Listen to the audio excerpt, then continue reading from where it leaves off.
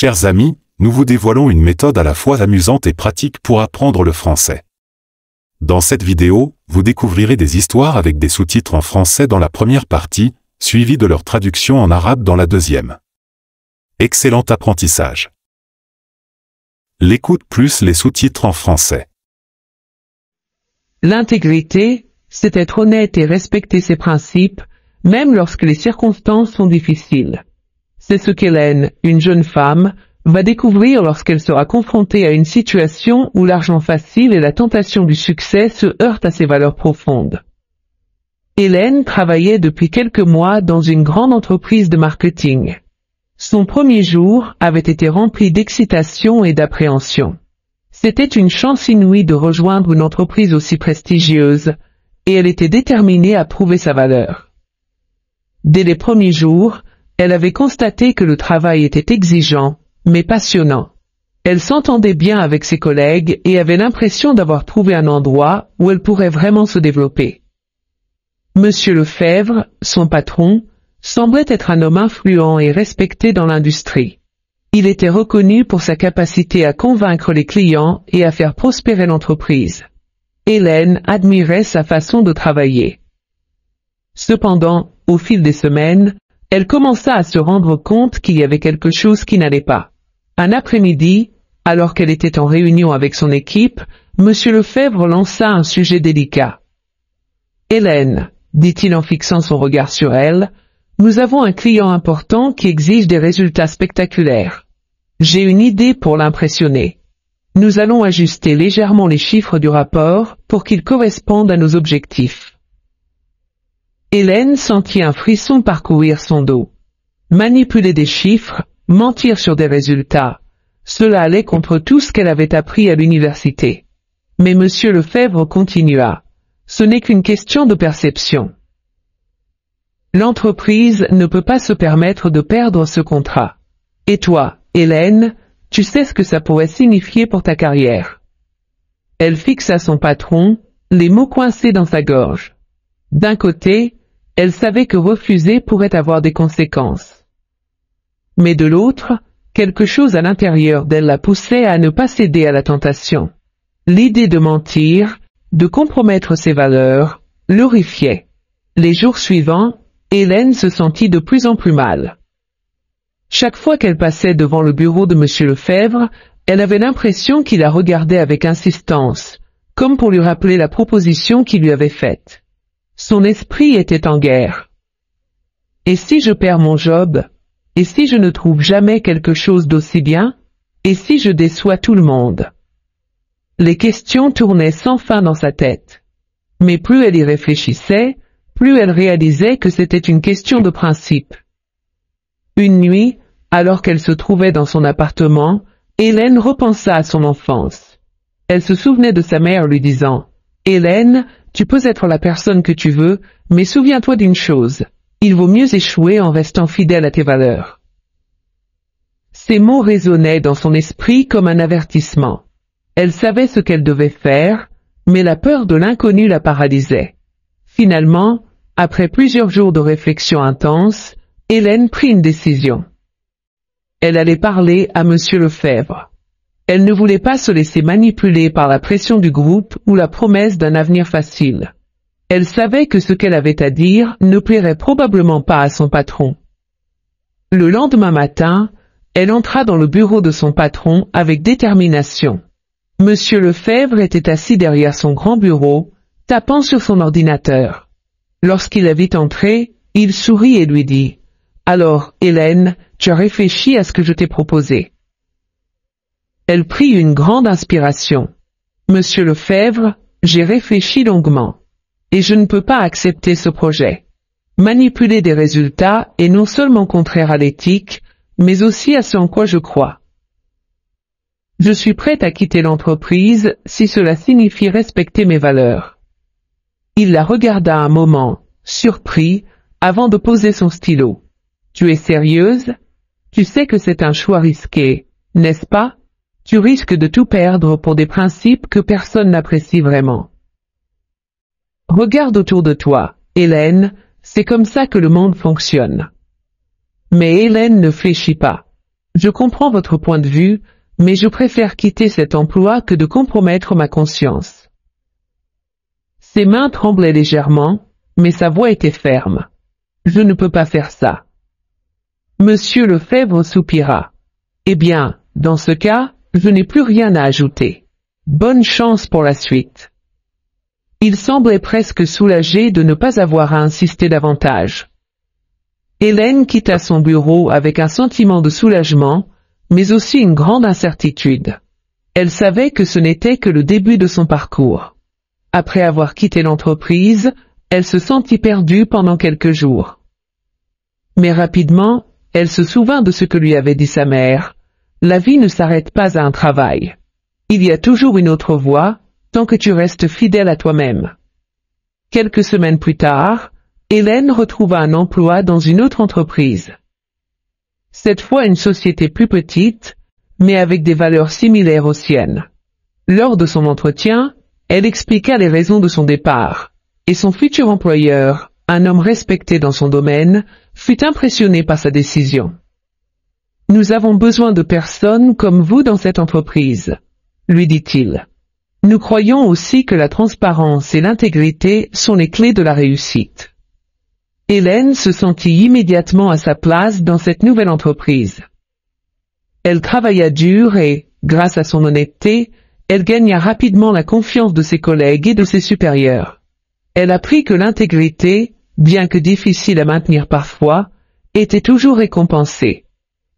Elle devint un modèle pour les jeunes employés, et son nom circulait comme celui d'une personne sur laquelle on pouvait compter. Les années passèrent, et Hélène devint l'une des figures de proue de l'entreprise. Elle n'avait pas seulement réussi à bâtir une carrière, mais elle avait aussi préservé ce qui était le plus important pour elle, son intégrité. L'intégrité n'est pas seulement une question de principe, c'est un mode de vie. Hélène l'a appris à ses dépens, mais sa fidélité à ses valeurs l'a menée vers un avenir plus solide et plus gratifiant. Parfois, faire le bon choix demande du courage, mais à la fin, c'est lui qui ouvre les portes de la réussite et du respect. Son histoire montre que l'intégrité, bien qu'elle demande parfois des sacrifices, est la meilleure voie pour une vie de satisfaction et d'accomplissement personnel. La traduction en arabe.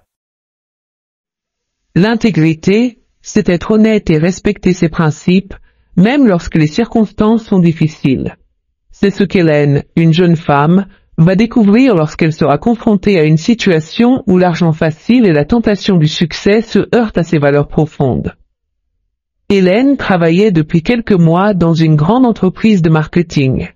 Son premier jour avait été rempli d'excitation et d'appréhension. C'était une chance inouïe de rejoindre une entreprise aussi prestigieuse, et elle était déterminée à prouver sa valeur. Dès les premiers jours, elle avait constaté que le travail était exigeant, mais passionnant. Elle s'entendait bien avec ses collègues et avait l'impression d'avoir trouvé un endroit où elle pourrait vraiment se développer. Monsieur Lefebvre, son patron, semblait être un homme influent et respecté dans l'industrie. Il était reconnu pour sa capacité à convaincre les clients et à faire prospérer l'entreprise. Hélène admirait sa façon de travailler. Cependant, au fil des semaines, elle commença à se rendre compte qu'il y avait quelque chose qui n'allait pas. Un après-midi, alors qu'elle était en réunion avec son équipe, Monsieur Lefebvre lança un sujet délicat. « Hélène, dit-il en fixant son regard sur elle, nous avons un client important qui exige des résultats spectaculaires. J'ai une idée pour l'impressionner. Nous allons ajuster légèrement les chiffres du rapport pour qu'ils correspondent à nos objectifs. » Hélène sentit un frisson parcourir son dos.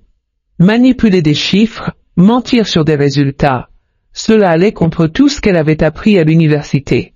Mais Monsieur Lefebvre continua. Ce n'est qu'une question de perception. L'entreprise ne peut pas se permettre de perdre ce contrat. Et toi, Hélène, tu sais ce que ça pourrait signifier pour ta carrière. Elle fixa son patron, les mots coincés dans sa gorge. D'un côté, elle savait que refuser pourrait avoir des conséquences. Mais de l'autre, quelque chose à l'intérieur d'elle la poussait à ne pas céder à la tentation. L'idée de mentir, de compromettre ses valeurs, l'horrifiait. Les jours suivants, Hélène se sentit de plus en plus mal. Chaque fois qu'elle passait devant le bureau de Monsieur Lefebvre, elle avait l'impression qu'il la regardait avec insistance, comme pour lui rappeler la proposition qu'il lui avait faite. Son esprit était en guerre. Et si je perds mon job? Et si je ne trouve jamais quelque chose d'aussi bien? Et si je déçois tout le monde? Les questions tournaient sans fin dans sa tête. Mais plus elle y réfléchissait, plus elle réalisait que c'était une question de principe. Une nuit, alors qu'elle se trouvait dans son appartement, Hélène repensa à son enfance.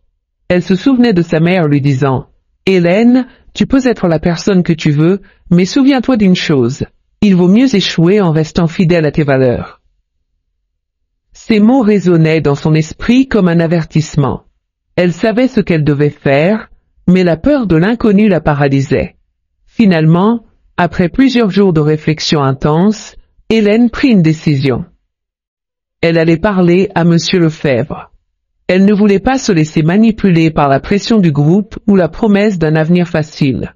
Elle savait que ce qu'elle avait à dire ne plairait probablement pas à son patron. Le lendemain matin, elle entra dans le bureau de son patron avec détermination. Monsieur Lefebvre était assis derrière son grand bureau, tapant sur son ordinateur. Lorsqu'il la vit entrer, il sourit et lui dit « Alors, Hélène, tu as réfléchi à ce que je t'ai proposé. » Elle prit une grande inspiration. « Monsieur Lefebvre, j'ai réfléchi longuement. Et je ne peux pas accepter ce projet. Manipuler des résultats est non seulement contraire à l'éthique, mais aussi à ce en quoi je crois.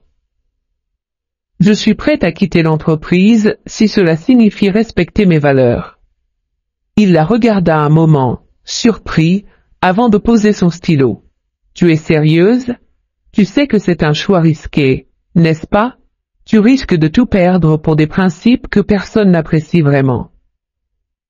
Regarde autour de toi, Hélène, c'est comme ça que le monde fonctionne. » Mais Hélène ne fléchit pas. « Je comprends votre point de vue, mais je préfère quitter cet emploi que de compromettre ma conscience. » Ses mains tremblaient légèrement, mais sa voix était ferme. « Je ne peux pas faire ça. » Monsieur Lefebvre soupira. « Eh bien, dans ce cas, je n'ai plus rien à ajouter. Bonne chance pour la suite. » Il semblait presque soulagé de ne pas avoir à insister davantage. Hélène quitta son bureau avec un sentiment de soulagement, mais aussi une grande incertitude. Elle savait que ce n'était que le début de son parcours. Après avoir quitté l'entreprise, elle se sentit perdue pendant quelques jours. Mais rapidement, elle se souvint de ce que lui avait dit sa mère. La vie ne s'arrête pas à un travail. Il y a toujours une autre voie, tant que tu restes fidèle à toi-même. Quelques semaines plus tard, Hélène retrouva un emploi dans une autre entreprise. Cette fois une société plus petite, mais avec des valeurs similaires aux siennes. Lors de son entretien, elle expliqua les raisons de son départ, et son futur employeur, un homme respecté dans son domaine, fut impressionné par sa décision. « Nous avons besoin de personnes comme vous dans cette entreprise, » lui dit-il. « Nous croyons aussi que la transparence et l'intégrité sont les clés de la réussite. » Hélène se sentit immédiatement à sa place dans cette nouvelle entreprise. Elle travailla dur et, grâce à son honnêteté, elle gagna rapidement la confiance de ses collègues et de ses supérieurs. Elle apprit que l'intégrité, bien que difficile à maintenir parfois, était toujours récompensée. Elle devint un modèle pour les jeunes employés, et son nom circulait comme celui d'une personne sur laquelle on pouvait compter. Les années passèrent, et Hélène devint l'une des figures de proue de l'entreprise. Elle n'avait pas seulement réussi à bâtir une carrière, mais elle avait aussi préservé ce qui était le plus important pour elle, son intégrité. L'intégrité n'est pas seulement une question de principe, c'est un mode de vie. Hélène l'a appris à ses dépens, mais sa fidélité à ses valeurs l'a menée vers un avenir plus solide et plus gratifiant. Parfois, faire le bon choix demande du courage, mais à la fin, c'est lui qui ouvre les portes de la réussite et du respect. Son histoire montre que l'intégrité, bien qu'elle demande parfois des sacrifices, est la meilleure voie pour une vie de satisfaction et d'accomplissement personnel. Merci infiniment d'avoir suivi cette histoire. J'espère qu'elle vous a aidé à améliorer votre français de façon agréable. N'oubliez pas de laisser un j'aime, de vous abonner et de partager autour de vous. À très bientôt pour une nouvelle aventure.